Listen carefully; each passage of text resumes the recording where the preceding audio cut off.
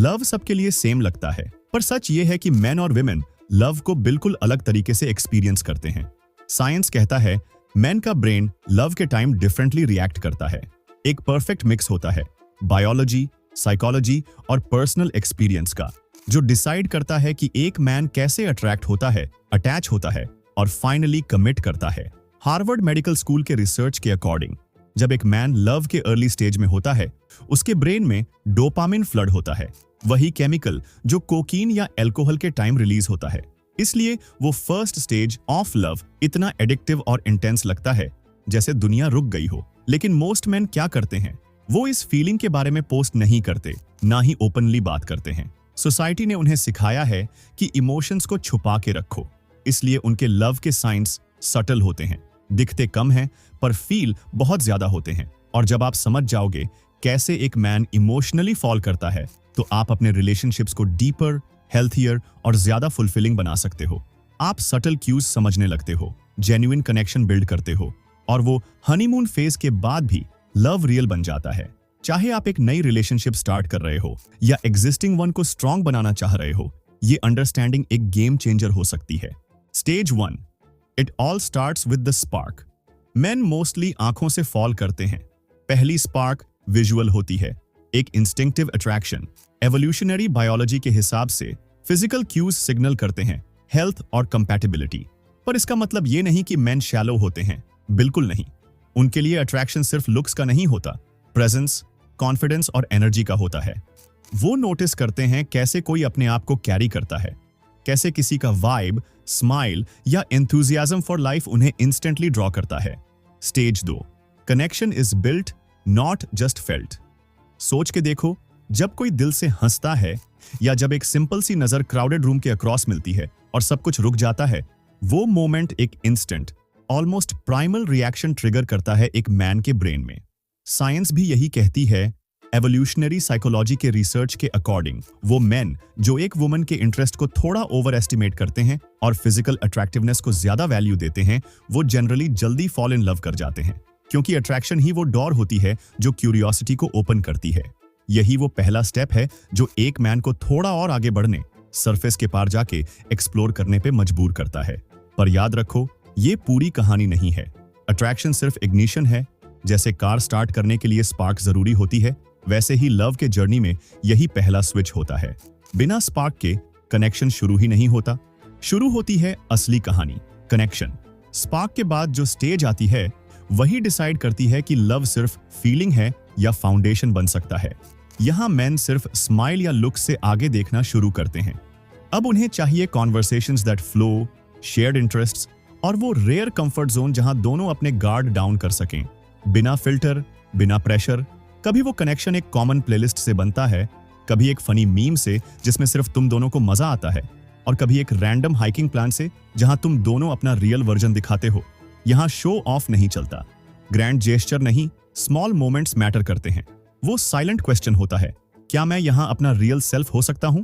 Most man शायद कभी openly ना बोलें कि उन्हें इमोशनल कनेक्शन चाहिए, क्योंकि सोसाइटी ने उन्हें सिखाया है फीलिंग्स दिखाना अनमैनली है। लेकिन अगर ध्यान से देखो, साइंस क्लियर होते हैं। वो एक्स्ट्रा टेक्स्ट जिसमें वो पूछता है तुम्हारा दिन कैसा गया, वो रैंडम कॉफी चलोगी, या जब वो अपनी पर्सनल स्टोरीज शेयर करने लगता है, ये सब साइलेंट सिग्नल्स होते हैं कि वो कनेक्ट कर रहा है। साइकोलॉजी भी इस स्टेज को सपोर्ट करती है। जैसे जैसे अट्रैक्शन डीपन होता है, ब्रेन का स्ट्रेस रिस्पॉन्स सिस्टम और हार्मोन्स जैसे कॉर्टिसोल और एड्रेनालिन इमोशनल बॉन्डिंग को स्ट्रेंथन करते हैं। यही स्टेज होती है जहां टेम्पररी अट्रैक्शन कन्वर्ट होती है ट्रस्ट और इमोशनल डेप्थ में, और वहीं से वल्नरेबिलिटी शुरू होती है, वो फेज जहां एक मैन फाइनली खुलने लगता है। Stage 3, vulnerability changes everything. यहीं से लव अपनी रूट्स ग्रो करना शुरू करता है, जब एक मैन फाइनली इमोशनली वल्नरेबल होता है। सोसाइटी ने हमेशा मैन को सिखाया है, स्ट्रांग रहो, इंडिपेंडेंट रहो, इमोशंस मत दिखाओ, always the provider, never the one in need. पर लव कुछ और ही मांगता है, ओपननेस और ऑथेंटिसिटी। जब एक मैन अपने अंदर के फियर्स शेयर करना शुरू करता है, करियर का प्रेशर, फैमिली के इश्यूज या वो इनसिक्योरिटीज जो उसने सालों से छुपा के रखी होती हैं, तो समझ लो वो इमोशनली इन्वेस्ट कर रहा है। और अगर उस वल्नरेबिलिटी को मिलता है एम्पैथी, अंडरस्टैंडिंग और सपोर्ट, ना कि जजमेंट या रिजेक्शन, तो इमोशनल बॉन्ड तेज स्पीड से डीपन होता है। एक सेफ स्पेस बन जाता है जहां लव एक्चुअली ग्रो करता है। लव ग्रैंड जेस्चर्स पे नहीं टिकता, ना सरप्राइज वेकेशंस, ना एक्सपेंसिव गिफ्ट्स।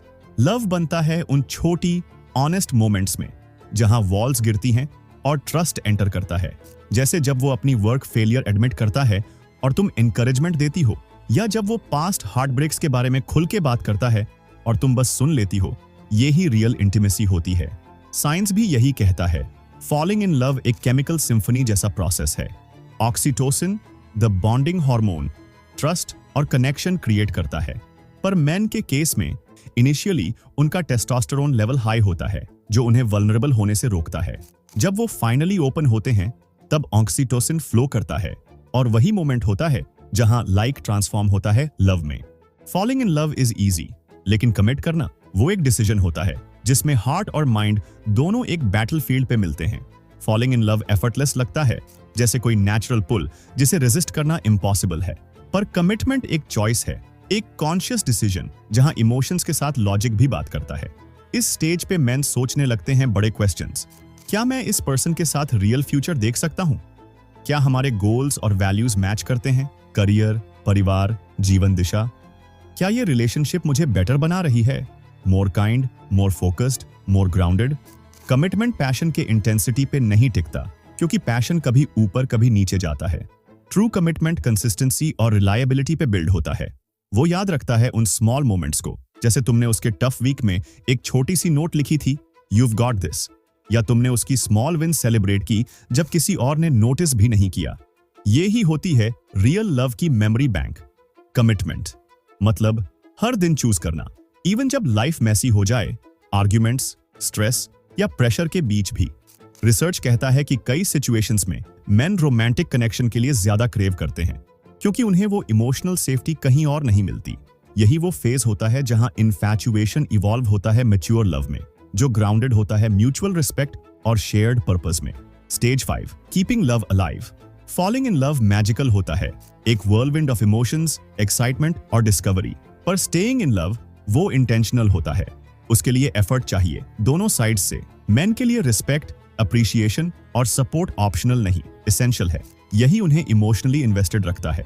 वो टाइनी एक्शंस ही फ्लेम को अलाइव रखते हैं। एक simple thank you for small things like making coffee और हैंडलिंग चोर्स। एक हग जब पार्टनर का दिन खराब गया हो, या बस सुन लेना बिना सॉल्यूशन दिए। कभी कभी बस प्रेजेंस ही इनफ होती है। लव तब ग्रो करता है जब दोनों कंटिन्यूअसली काइंडनेस और ग्रोथ चूज करते हैं, जैसे साथ में कोई नया हॉबी सीखना या न्यू प्लेसेस एक्सप्लोर करना। It's about saying we are in this together. एक स्ट्रॉन्ग रिलेशनशिप का मतलब हार्ड टाइम्स अवॉइड करना नहीं होता, वो तो आएंगे ही। Financial struggles, health issues, misunderstandings, पर जो कपल कंसिस्टेंटली शो अप करते हैं वही लॉन्ग टर्म लव बिल्ड करते हैं। Respect and admiration are non negotiable. Love तभी लॉन्ग लास्टिंग होता है जब रिस्पेक्ट और एडमिरेशन उसके सेंटर में हो। ये ऑप्शनल नहीं है, ये फाउंडेशन है जहां से हर रिलेशनशिप ग्रो करता है। मेन एक्चुअली ज्यादा डीपली फॉल करते हैं उन पार्टनर्स के लिए जो उनके प्रिंसिपल्स को वैल्यू करती हैं, उनके ड्रीम्स को सपोर्ट करती हैं बिना जजमेंट के, और उनके एफर्ट्स को नोटिस करती हैं बिना पूछे, बिना रिमाइंडर के। रिस्पेक्ट का मतलब ब्लाइंड प्रेज नहीं होता, वो रियल अप्रिशिएशन होती है। जैसे नोटिस करना कि उसने ऑफिस में कितना एफर्ट डाला, एक प्रेजेंटेशन परफेक्ट करने के लिए रात तक जागा, या अपने पर्सनल टाइम सैक्रिफाइस किया फैमिली के लिए। और ये बैलेंस दोनों तरफ से होता है। मेन भी ज्यादा इमोशनली इन्वेस्ट करते हैं जब वो अपनी पार्टनर के स्ट्रेंथ, इंटेलिजेंस और रेसिलियंस को एडमायर करते हैं। लव सिर्फ वो इलेक्ट्रिक स्पार्क नहीं होता जो शुरुआत में फील होती है। वो स्पार्क ब्यूटीफुल होती है, पर अगर उसे नर्चर ना करो तो वो फेड भी हो जाती है। लव बनता है एफर्ट से, रिस्पेक्ट से, और सबसे ज्यादा एक साथ ग्रो करने के डिसीजन से। अगर ये वीडियो तुम्हें रेजोनेट किया तो लाइक जरूर करो, कमेंट्स में बताओ तुम्हारे हिसाब से लव को ट्रूली डीपन करने वाली एक चीज क्या है। और अगर तुम यहाँ नए हो तो सब्सक्राइब करना मत भूलना, क्योंकि हम अभी सिर्फ शुरू हुए हैं। लव, साइकोलॉजी और पर्सनल ग्रोथ की इस ब्यूटीफुल जर्नी में और बहुत कुछ एक्सप्लोर करना बाकी है। See you in the next deep dive.